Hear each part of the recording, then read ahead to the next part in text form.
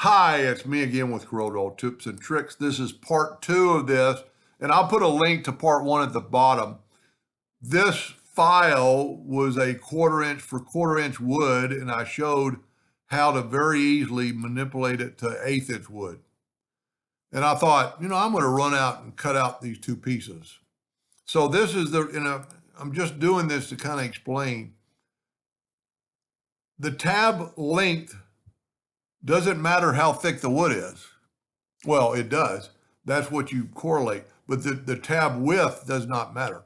So I cut this out of the 1/8 inch wood, but I use 1/4 inch tabs.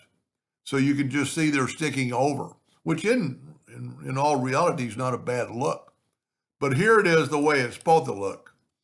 1/8 inch tabs, and it fits together like a glove. And for the one I did this for, this is a really good file. The joints are tight.